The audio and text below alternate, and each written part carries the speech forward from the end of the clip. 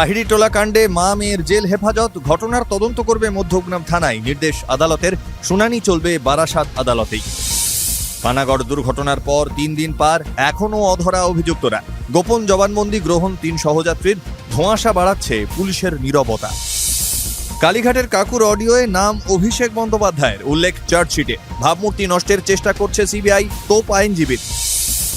এবার universal pension scheme চালুর ভাবনা কেন্দ্রের, অসংগঠিত ক্ষেত্রের কর্মীদের জন্যই নয়া পরিকল্পনা, তৈরি হচ্ছে নতুন পেনশন কাঠামো। ঢাকা সফরে আসছেন রাষ্ট্রসংঘের মহাসচিব, চিঠি অন্তর্বর্তী সরকারের উপদেষ্টা ইউনূসকে। রোহিঙ্গা সমস্যা সমাধানে বার্তা বাংলাদেশের পাশে থাকার।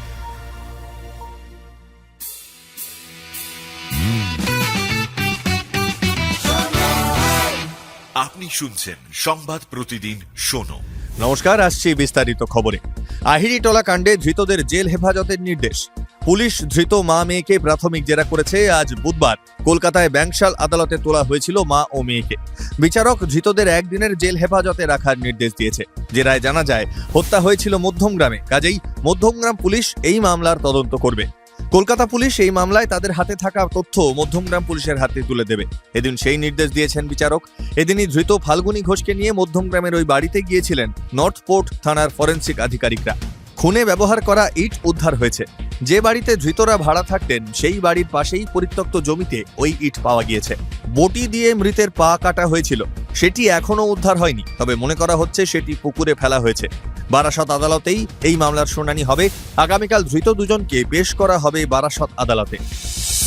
পানাগড় দুর্ঘটনার 3 দিন পার হলেও কাউকে এখনো আটক বা গ্রেপ্তার করা যায়নি। বুধবার সুতন্দ্রার গাড়িতে থাকা 3 আরোহীর গোপন জবানবন্দিও নেওয়া হয় পুলিশের তরফে। এদিকে বুধবার সকাল থেকে প্রচার হয় বাবলুকে ধরা হয়েছে বর্ধমান থেকে। বেলা গড়াতেই পুলিশ তা অস্বীকার করে। বাবলু যাদব আটক কিনা তা নিয়ে মুখেও কুলু পেটেছেন পুলিশ কর্তারা। এদিকে অনিচ্ছাকৃত খুনের অভিযোগে সুতন্দ্রার মৃত্যুর তদন্ত করছে পুলিশ, কিন্তু তদন্ত কতদূর এগোলো, কি বা পাওয়া গেল তা নিয়ে নিশ্চুপ পুলিশ। তবে আসানসোল দুর্গাপুর পুলিশের ডিসি অভিষেক গুপ্তা জানিয়েছেন, জবানবন্দি রেকর্ড করার জন্য আদালতে পাঠানো হয়েছে দুর্ঘটনাগ্রস্ত গাড়ির 2 আরোহীকে। কি চাইছে তারা, কি বলছে তারা, তাই আদালতের মাধ্যমে রেকর্ড করতেই এই সিদ্ধান্ত। এখনো পর্যন্ত এই ঘটনায় কাউকেই গ্রেপ্তার করা হয়নি, তল্লাশি চলছে। যদিও ঘটনা ঘিরে একাধিক প্রশ্নের উত্তর এখনো অধরা। পুলিশের এই কার্যত নিশ্চুপ অবস্থানে গোটা ঘটনা নিয়ে বাড়ছে ধোঁয়াশা। প্রাথমিক শিক্ষক দুর্নীতি মামলায় সিবিআই এর অতিরিক্ত 3য় চার্জশিটে অভিষেক বন্দ্যোপাধ্যায়ের নাম থাকা নিয়ে ধোঁয়াশা। মামলায় বুধবার আদালতে 28 পাতার চার্জশিট জমা করেছে সিবিআই। তাতে কালীঘাটের কাকু সুজয় কৃষ্ণ ভদ্রের কথোপকথনের উল্লেখ রয়েছে। সিবিআই এর দাবি, অডিওতে রাজ্যের প্রাক্তন শিক্ষামন্ত্রী পার্থ চট্টোপাধ্যায় এবং তৃণমূল বিধায়ক মানিক ভট্টাচার্যের নামের পাশাপাশি অভিষেক বন্দ্যোপাধ্যায়ের নামও শোনা গিয়েছে। এই অডিওর সত্যতা যাচাই করতে সেন্ট্রাল ফরেন্সিক ল্যাবে পাঠানো হয়েছে। উল্লেখ্য, চার্জশিটে পার্থ মানিকের পরিচয়ের উল্লেখ থাকলেও অভিষেকের নামের আগে কোনো পরিচয়ের উল্লেখ নেই।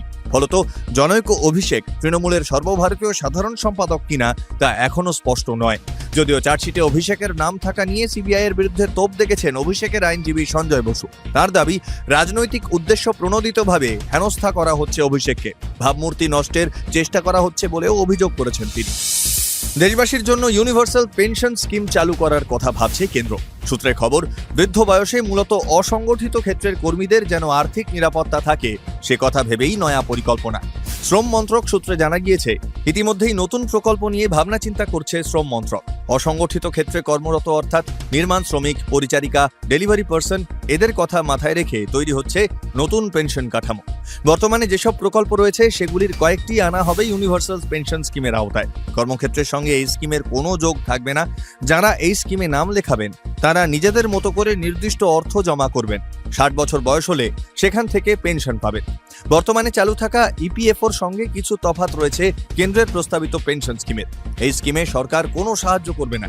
নতুন স্কিমে যুক্ত হওয়াটা পুরোপুরি ঐচ্ছিক, তবে এখনও পরিকল্পনার স্তরেই রয়েছে এই প্রকল্প।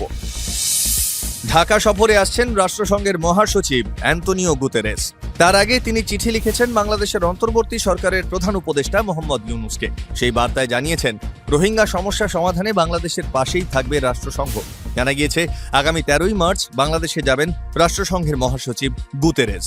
3 দিন তিনি ঢাকায় থাকবেন। বিভিন্ন গুরুত্বপূর্ণ বিষয় নিয়ে প্রধান উপদেষ্টা ইউনূসের সঙ্গে আলোচনা করবেন তিনি। বাংলাদেশের সংবাদ মাধ্যম প্রথম আলো সূত্রে খবর, ইউনূসের আমন্ত্রণেই ঢাকায় আসছেন গুতেরেস।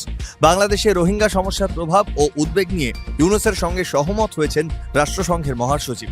এই ইস্যুকে রাষ্ট্রসংঘ যথেষ্ট গুরুত্ব দিয়ে দেখছে বলে চিঠিতে জানিয়েছেন তিনি। তবে এই মুহূর্তে গৃহযুদ্ধে পুড়ছে মায়ানমার। রাইখান, মংডু সহ একের পর এক গুরুত্বপূর্ণ শহর এখন বিদ্রোহীদের দখলে। অন্যান্য জায়গায় তাদের সঙ্গে তুমুল লড়াই চলছে জুন্টা সরকারের। এই অগ্নিগর্ভ পরিস্থিতিতে গুতেরেসের হস্তক্ষেপে বাংলাদেশের রোহিঙ্গা সমস্যা কতটা মিটবে তা নিয়ে যথেষ্ট সংশয় আছে আন্তর্জাতিক মহলে। শুনতে থাকুন সংবাদ প্রতিদিন শোনো।